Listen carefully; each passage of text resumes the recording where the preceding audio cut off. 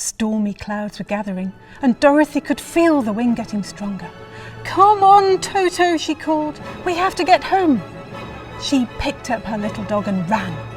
They flew into the house and hid in her bedroom. Dorothy clung onto Toto and shut her eyes tight. The whole house had started to creak and groan. It lifted up from the ground and began to twist round and round and round, faster and faster and faster.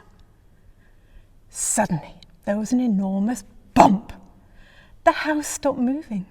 All was silent, and the sun shone through the windows. Dorothy and Toto wobbled their way to the door and walked out into a totally new world. "Where are we, Toto?" Dorothy asked. They heard a giggle and another one. Peeking out from behind bushes and trees were lots of tiny little people. One brave man came forward. "Welcome to the land of Oz," he said. "We're the Munchkins." Another Munchkin came running up. "Your house fell from the sky and squashed the horrid Wicked Witch of the East." Then he pointed to Dorothy's feet. "You're wearing her magic ruby slippers," he said. Dorothy looked down, and there, magically on her feet, sparkling away, were a pair of bright red shoes. "Oh, but I don't want these shoes," wailed Dorothy. "I want to go home, but how do we do that?" "The Wizard of Oz will help," called a kind Munchkin. "Just follow the yellow brick road to the Emerald City." Dorothy waved goodbye to the Munchkins and smiled down to Toto. "Ready for an adventure?" she asked. Toto wagged his tail.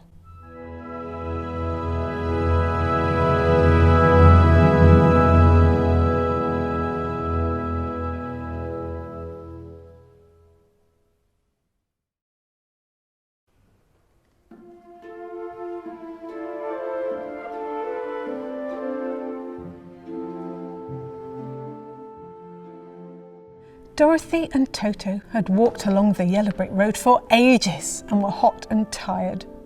They came to a crossroad. "Oh, Toto, which way should we go now?" "Well, you could go that way," said a voice. Dorothy spun round. "Who said that?"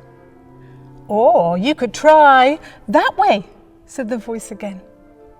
Standing in a field was a scarecrow. "But scarecrows don't talk," Dorothy told herself. Suddenly the scarecrow smiled and waved. "Please, can you help me down?" Dorothy helped the very wobbly scarecrow down from his pole. "That feels so much better." "Well, I think it does," said the scarecrow, looking confused. "Don't you know?" asked Dorothy. "I don't have a brain," said Scarecrow. "I'm not really sure about anything." An idea popped into Dorothy's head. "If you come with us to find the Wizard of Oz, I'm sure he'll help you find a brain." And together the new friends set off along the yellow brick road.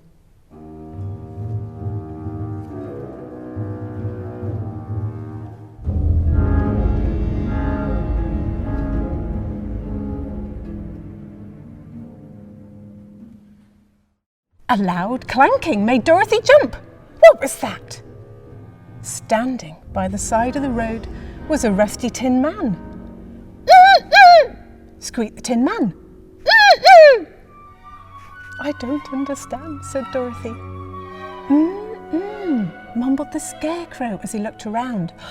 "Oil can!" shouted the Scarecrow as he picked up an oil can hidden in the grass. Tin Man could finally open his mouth, and out came a long sigh. He'd rusted because he couldn't stop crying. He didn't have a heart. "Oh, please come with us to find the Wizard of Oz," cried Dorothy. "I'm sure he'll help." The friends and Toto set off along the yellow brick road, but something wasn't right. The sky was turning darker, and it felt like they were being watched.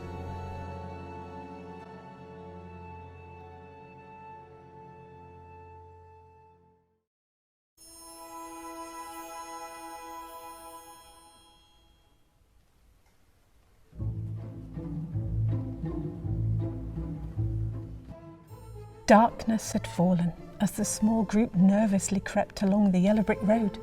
They tripped over uneven bricks and heard strange sounds from the dark woods.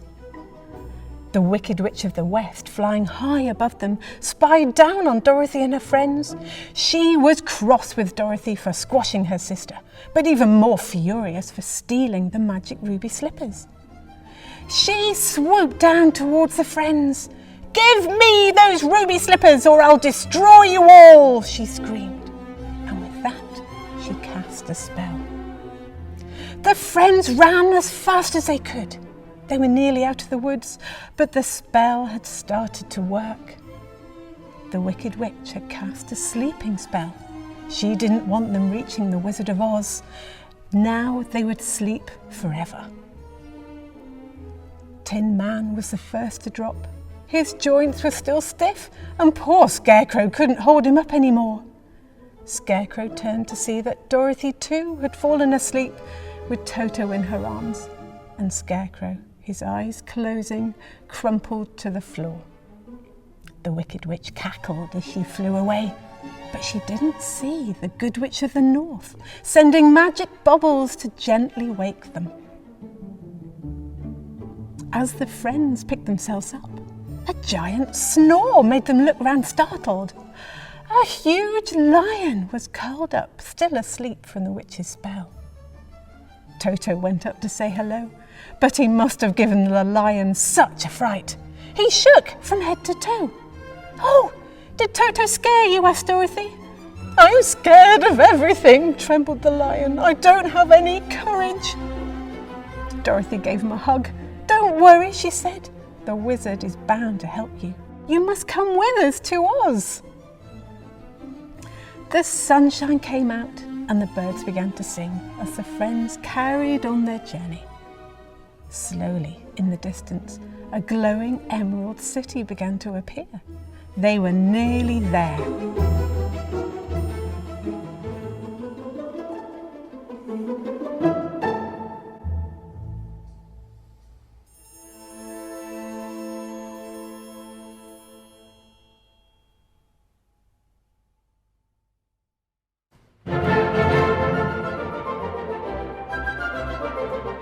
The sparkling walls of the Emerald City towered above them. They knocked on the gates and asked to see the wizard. Slowly the gates opened, revealing a magical city filled with people bustling to and fro. Dorothy and her friends were taken to the palace and were told to wait. The wizard was very important and very busy. Dorothy glanced nervously at Scarecrow. Would the wizard be able to help? Their wishes were explained, each of Dorothy's friends going forward to ask their favours.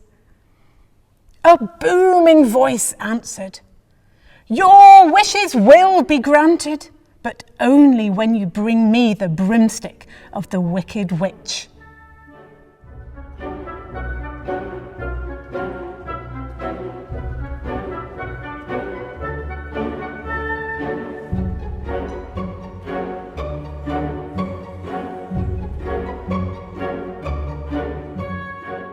They left the Emerald City and began the long journey towards the Wicked Witch's castle. It perched on top of high rocky mountains covered with dark, forbidding clouds. They crept slowly towards the castle, trying to find a way in. But the witch must have seen them coming. Out she rushed with her evil creatures. The friends fought bravely, each trying to grab the broomstick, but the creatures were too strong. Lion and Scarecrow were taken, while Tin Man fought bravely on. Suddenly, the witch caught Toto. Poor Toto was scared, and Dorothy grabbed the nearest thing she could find. She had to get Toto back. Dorothy threw a bucket of water over the witch. "Ah!" cried the witch. "I'm melting! I'm melting!"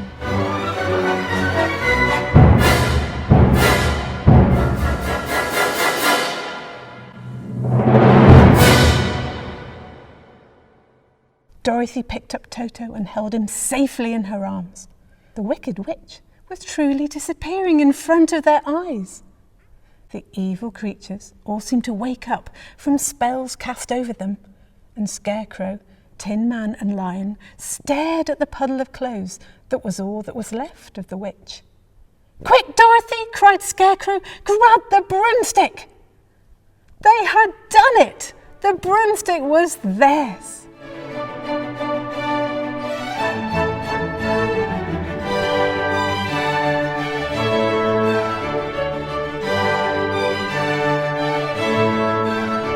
The friends celebrated at the Emerald City. Parties went on for days, and everyone was so pleased the Wicked Witch was gone. The wizard kept his promise and gave the Lion courage, Tin Man a heart, and Scarecrow a brain. But when he turned to Dorothy, he sadly shook his head. He couldn't help her. He couldn't get her home. But a twinkle came into his eyes. She could do it all by herself. The magic had been with her all along. She only needed to click her ruby slippers together 3 times, and the magic would take her home. Dorothy couldn't believe it could be so simple. She turned to her wonderful friends. Tin Man started to cry, and she hurried to dry the tears. "You're rust," she said. She smiled sadly and thanked them all. "I'll never forget you," and she clicked her heels together. Dorothy woke up on her bed back in her bedroom with Toto snoozing beside her. Everything was quiet, and a warm, gentle breeze came in through the open window. Dorothy smiled as she remembered her special friends, Lion, Tin Man and Scarecrow, and the wonderful adventures they'd had.